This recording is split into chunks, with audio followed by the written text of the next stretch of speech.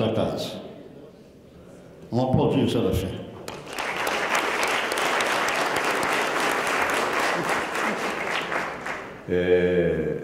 O ilustre deputado Belarmino Lins fala isso porque, de todos os presentes aqui, ele é o mais idoso. E eu sou o segundo mais idoso. E isso, se tem as suas desvantagens, tem também as suas vantagens, porque nós vivemos mais e temos mais histórias para contar.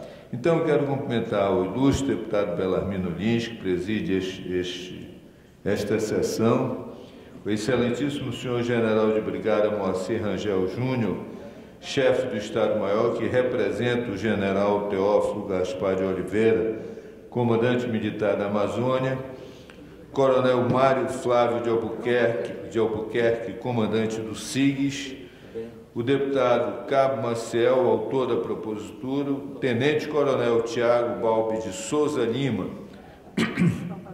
subsecretário da chefia da Casa Militar, representando neste ato o senhor e meu amigo particular, Arthur Vigílio do Carmo Ribeiro, prefeito de Manaus, e o excelentíssimo capitão de mar e guerra, Carlos Eduardo Lopes da Cruz, comandante da flotilha do Amazonas, representando o vice-almirante Paulo César Lopes, comandante do 9º Distrito Naval. Meus senhores, como eu disse, a vantagem de você ser mais velho é que você viveu histórias e, obviamente, que quando você vai ficando mais velho, você tem uma obrigação, que é de contar a história, para que essa história não se perca. Eu tinha 17 anos quando o SIGS foi fundado. Eu não servi o Exército, eu era muito magro, eu pesava 45 quilos. E eu me lembro que no dia que eu fui me apresentar ao Exército, o sargento que nos atendeu tinha um grupo de fortes e tinha um grupo de magros, aí se separaram. Aí o teste do magro era jogar um fuzil para ver se ele segurava. Eu segurei o fuzil, mas não consegui manter o fuzil. Aí disse, cara, não aguenta o fuzil, pô, com esse corpo aí tu não pode servir. E naquela época, todos queriam servir porque você ia para o NPOR. Bem, e é nessa altura que chega a Manaus o coronel Jorge Teixeira. Ele e a dona Aida. Eu pediria à técnica que colocasse a foto, porque creio... Não, essa não, a outra. Aí, ele e a dona Aida, a esposa dele, quando eles chegaram a Manaus em 1967. Essa foto foi retirada agora da internet. E aí, pensa em Manaus, 1964. Era uma cidade pequena, 200 mil habitantes,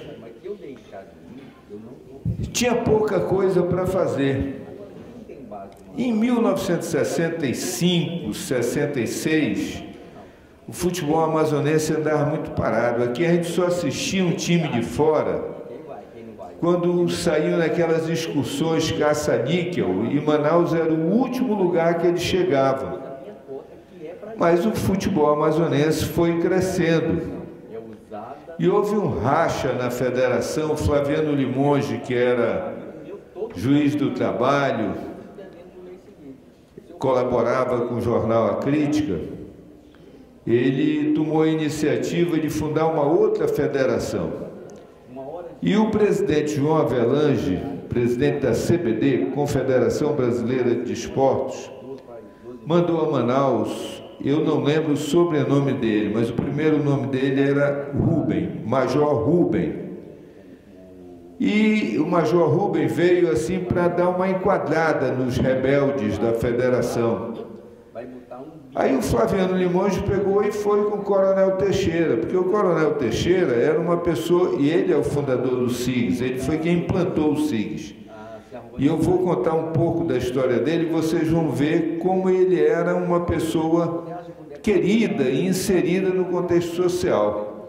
Ele disse, não, eu conheço, eu me lembro bem que o Major Rubem tinha uma mancha vermelha no rosto, eu não sei o sobrenome dele.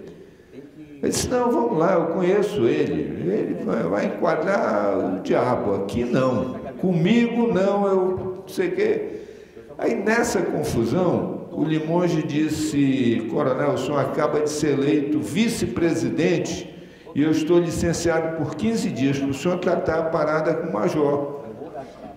Aí fomos lá para a reunião na sede da FAF, e quando chega lá o major falando forte, né? Aí o Teixeira disse, fala mais baixo, que eu sou coronel. Aí o major disse, o que tu estás fazendo aqui? Tu és comandante do SIGS. Ele disse, não, mas eu sou também vice-presidente da federação, estou no exercício do cargo e a parada é comigo. Aí estabeleceu-se um rápido confronto, mas que logo se transformou numa fraternal reunião. Porque o Teixeira era uma pessoa muito jeitosa. O fato é que dessa reunião saiu a solução e, enfim, ficou tudo resolvido, aquilo que era para ser uma briga, terminou sendo uma confraternização num balneário, no Guanabara Clube de Campo, com uma partida de voleibol. Teixeira jogava voleibol.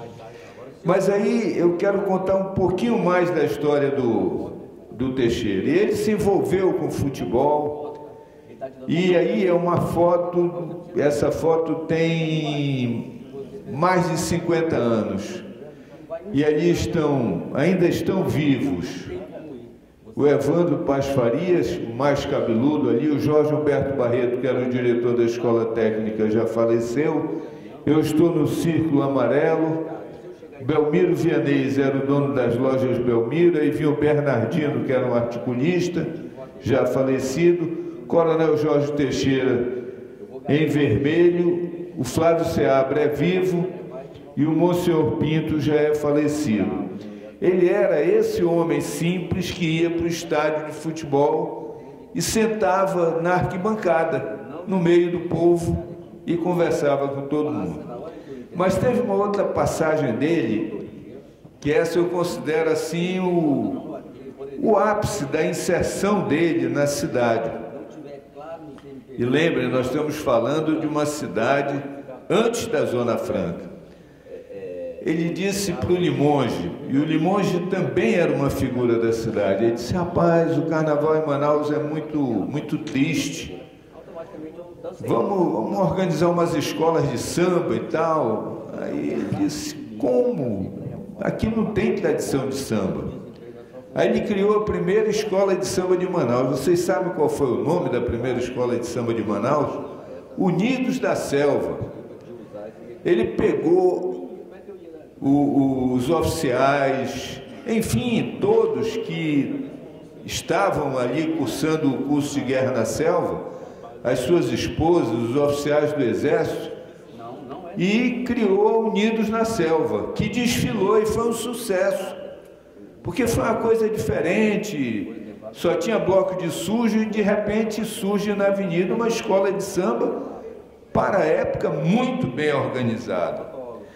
Muito bem, e ele continuou sendo essa pessoa que, ao mesmo tempo que comandava o SIGS, ele era inserido na sociedade, ele era uma referência.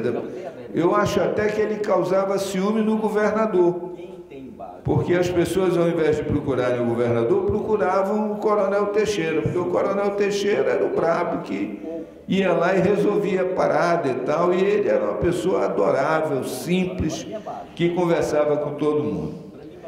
Mas aí havia uma disputa de novos colégios militares.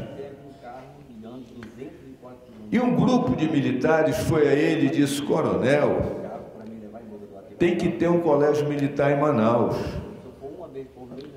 E ele disse, eu vou brigar por isso. Eu sei que ele foi, voltou, e ele terminou fazendo com que o antigo quartel virasse o colégio militar, onde até hoje se encontra. E ele saiu do SIGS para ser o primeiro diretor do colégio militar. E se não me falha a memória, o general Nardi, que foi comandante militar da Amazônia até bem pouco tempo, era filho do comandante da Polícia Militar e estudou no Colégio Militar quando Teixeira era o diretor.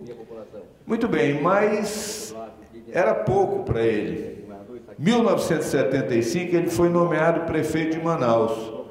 E eu, que fui prefeito de Manaus de 2005 a 2008, posso garantir a vocês que sem as obras que o Teixeira fez em Manaus, nós não andaríamos em Manaus.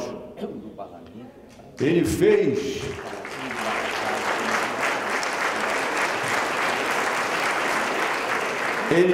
a Djalma Batista, ele fez a Avenida Brasil, ele fez coisas que ninguém imaginava fazer, com o seu prestígio, com a sua iniciativa, com o seu jeito de ser, sempre conversando.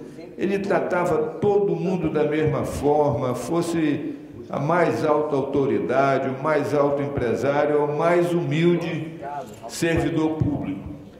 E ele tinha na prefeitura um fiel escudeiro, que era o José Renato da Frota Uchoa, já de saudosa memória, economista, uma pessoa que falava pouco, mas que conhecia todos os mecanismos, não só da prefeitura, como do governo federal.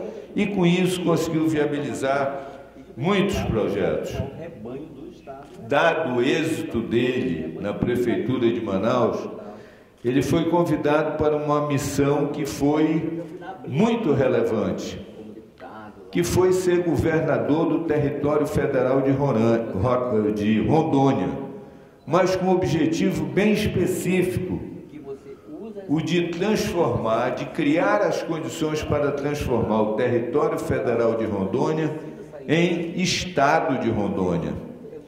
E ele deu tudo de si nessa missão. Ele levou o Zé Renato com ele, o Zé Renato foi para lá com ele, trabalhou, eles implantaram o estado, e em 1985 o estado estava implantado. Lamentavelmente, ele, ao deixar o governo e retornar ao Rio de Janeiro, ele submeteu-se a uma bateria de exames, porque ele sentiu umas dores na coluna, e ele tinha um câncer na coluna. E ele veio a falecer em 1987, com 66 anos de idade. Ano que vem, ele fará 100 anos de nascimento, faria 100 anos de nascimento, se vivo estivesse.